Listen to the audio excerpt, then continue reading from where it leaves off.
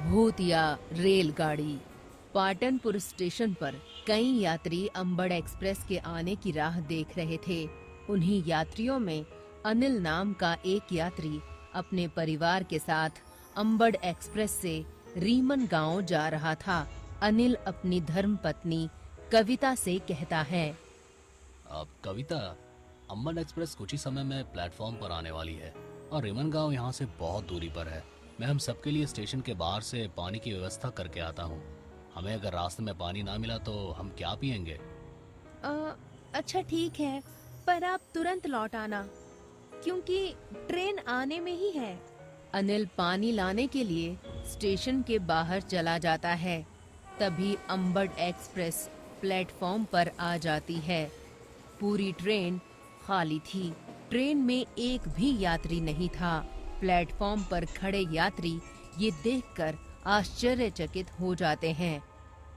अरे ये क्या, आज ट्रेन इतनी खाली कैसे है? बहु अच्छा ही है। चलो हम सब ट्रेन में जाकर बैठ जाते हैं जब तक अनिल भी पानी लेके आ जाएगा। प्लेटफॉर्म पर खड़े यात्री अंबड़ एक्सप्रेस में चढ़ जाते हैं। सारे यात्री जैसे ही अंबड़ एक्सप्रेस में चढ़ते हैं वो अचानक से गायब हो जाते हैं क्योंकि वो ट्रेन एक भूतिया ट्रेन थी। प्लेटफॉर्म पर अंबड़ एक्सप्रेस की बजाय एक भूतिया ट्रेन आई थी जिसका नाम भी अंबड़ एक्सप्रेस था। अनिल दौड़ता हुआ प्लेटफॉर्म की तरफ आता है। अरे ट्रेन में तो एक भी यात्री नहीं दिखाई दे रहा है। प्लेटफॉर्म के सारे यात्री कहाँ चले गए? कविता, पिताजी और बाकी घर वाले भी दिखाई नहीं दे रहे हैं। तभी प्लेटफॉर्म की दुकान वाले सारे लोग प्लेटफॉर्म पर भाग दौड़ करने लगते हैं। अनिल एक मैगजीन की शॉप वाले रवि से पूछता है, अरे भाई क्या हुआ? इस प्लेटफॉर्म पर इतनी भगदड़ क्यों मची हुई है? और ये प्लेटफॉर्म के सारे यात्री कहाँ चले गए? ट्रेन में भी कोई यात्री दिखाई नहीं देता। अरे भाई, प्लेटफॉर्म के जितने यात्री इस ट्रेन में चढ़े थे वो सारे यात्री अचानक इस ट्रेन से गायब हो गए हैं। ये क्या कह रहे हो आप? ये कैसे हो सकता है? ट्रेन में चढ़ने के बाद यात्री अचानक कैसे गायब हो सकते हैं? तभी वो भूतिया अंबड़ एक्सप्रेस पाटनपुर स्टेशन से तेजी से निकल जाती है। अरे ये एक्सप्रेस कैसे चला गया यहाँ से? इस एक्सप्रेस के सारे यात्री अचानक कहाँ गायब हो गए? तभी अनिल, रवि और प्लेटफॉर्म पर मौजूद सभी लोग दौड़ते हुए स्टेशन मास्टर के पास जाते हैं। स्टेशन मास्टर साहब, मेरा परिवार अंबन एक्सप्रेस में चढ़ा था पर अचानक ही सारे लोग उस ट्रेन में गायब हो गए और वो ट्रेन भी बड़ी तेजी से प्लेटफॉर्म से निकल गई। मुझे पिछले स्टेशन से अभी कॉल आया था। उन्होंने भी मुझे यही कहा कि उस प्लेटफॉर्म के यात्री भी उस ट्रेन में चढ़कर अचानक गायब हो गए। वहाँ भी बहुत भगदड़ मची हुई है और कहा जा रहा है कि ये अंबन एक्सप्रेस नहीं है, ये अंबन एक्सप्रेस के नाम पर कोई भूतिया एक्सप्रेस है। पता नहीं ये कितने प्लेटफॉर्म पर लोगों को इसी तरह अपने अंदर लेकर गायब करेगी। स्टेशन मास्टर साहब, तो आप आगे के प्लेटफॉर्म पर इत्तला कर दो कि कोई भी यात्री अंबड़ एक्सप्रेस में ना चढ़े।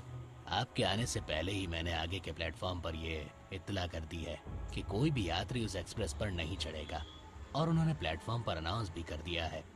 इसीलिए सारे यात्री सावधान हो गए हैं।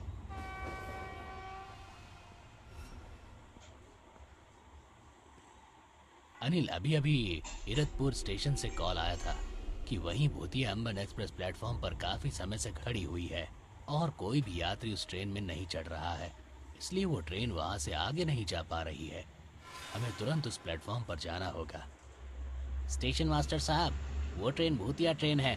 हमें सबसे पहले किसी बाबा को ये बात बतानी होगी और उन्हें वहां ले जाना होगा।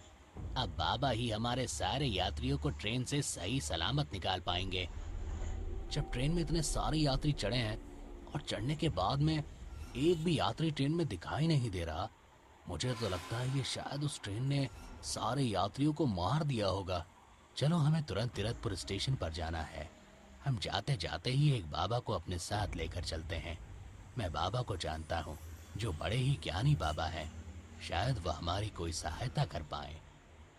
अनिल और बाकी सभी लोग स्टेशन मास्टर के साथ बाबा के पास जाते हैं। अनिल तांत्रिक बाबा को सारी बातें विस्तार से बताता है कि कैसे उस भूतिया ट्रेन ने कई सारे यात्रियों को अलग अलग स्टेशन से निगल लिया। वो ट्रेन कोई मामूली ट्रेन नहीं है, बल्कि वो एक विशाल भूत है, और वो विशाल भूत ही ट्रेन बन चुका है, जो यात्रियों को खा रहा है, उन्हें निगल रहा है। बाबा, मेरा पूरा परिवार उस ट्रेन में फंसा हुआ है। आप कैसे भी करके मेरे परिवार और बाकी यात्रियों को सही सलामत उस ट्रेन से बाहर निकाल दीजिए। वो ट्रेन इस समय इरतपुर प्लेटफॉर्म पर खड़ी हुई है। हमें तुरंत वहां जाना होगा। अगर वो ट्रेन वहां से भी निकल गई तो हम उसे नहीं पकड़ पाएंगे। सारे लोग बाबा के साथ ही इरतपुर स्टेशन आते हैं। अंबड़ भूतिया एक्सप्रेस वहीं प्लेटफॉर्म पर खड़ी हुई थी। बाबा, देखिए वो ट्रेन खड़ी है। तुम सारे लोग पीछे की ओर चले जाओ। मैं इस ट्रेन के दरवाजे पर धागा बांधने जा रहा हूँ, जिसकी वजह से ये भूतिया ट्रेन अपने असली भूतिया रूप में आ जाएगी। और वो बहुत ही विशाल भूत है और बहुत ही खतरनाक है, इसीलिए तुम सभी को बहुत सावधान रहना होगा। ठीक है बाबा, हम सारे लोग पीछे की ओर चले जाते हैं। बाबा एक धागा लेते हैं और ट्रेन के दरवाजे पर बांधने जाते हैं। प्लेटफॉर्म पर बहुत सारे यात्री खड़े हुए थे, पर वो बेहद घबराए हुए थे। बाबा जैसे ही दरवाजे पर धागा बांधते हैं, ट्रेन एक विशाल भूत बन जाती है। किसने किसने बांधा मेरे हाथ पर ये धागा? इस धागे से मुझे बहुत दर्द हो रहा है। ये धागा मैंने तुम्हारे हाथ में बांधा है। तुमने ट्रेन बनकर अब तक जितने मासूम यात्रियों को अपने अंदर निकला है, उन सभी यात्रियों को सही सलामत बाहर निकालो, वरना मैं तुम्हारा वही सर्वनाश कर दूंगा। यही सर्वनाश कर दूंगा।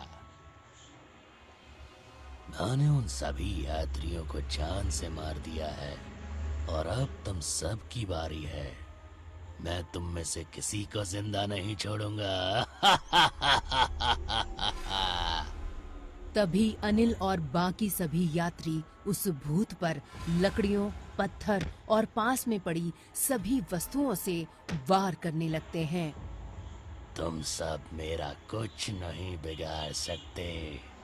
मैं तुम सबको एक ही झटके में निगल जाऊंगा। तभी भूत कुछ यात्रियों को अपने हाथ में उठा लेता है और उन्हें पूरा का पूरा निगल जाता है। बाबा, इस भूत का कुछ कीजिए, वरना ये भूत हम सबको भी मार देगा। हमें कैसे भी करके इस भूत को जलाना होगा, क्योंकि इस भूत को सिर्फ आग से ही नष्ट किया जा सकता है। बाबा, इतने बड़े भूत को हम कैसे जला पाएंगे? अगर इसे जलाया नहीं गया तो ये ना जाने कितना हाहाकार मचा सकता है। इस बात का आप लोगों को अंदाजा भी नहीं हो सकता। वो देखिए, सामने लोडिंग ट्रेन खड़ी है, जिसमें पूरी ट्रेन भरकर पेट्रोल भरा है। हमें कैसे भी करके इस भूत को वहां तक ले जाना होगा और उस ट्रेन को आग लगानी होगी। तभी पेट्रोल के कारण ये भूत चल पाएगा और इसका सर्वनाश हो जाएगा। हम वहां तक कैसे पहुंच पाएंगे?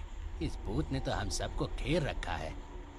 वो भूत एक एक कर सारे यात्रियों को पकड़कर निगलता जा रहा था। हमें तुरंत ही उस पेट्रोल वाली ट्रेन के पास जाना होगा, वरना ये भूत तो हम सभी को मार देगा।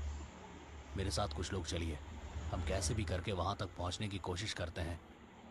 रवि, स्टेशन मास्टर, अनिल और कुछ और लोग मिलकर उस पेट्रोल वाली ट्रेन की ओर भागने लगते हैं।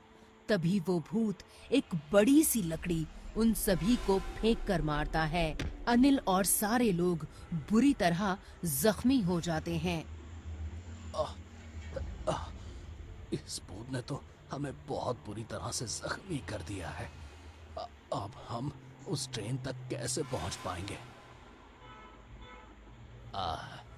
मेरी तो दोनों टांगे ही टूट गई हैं।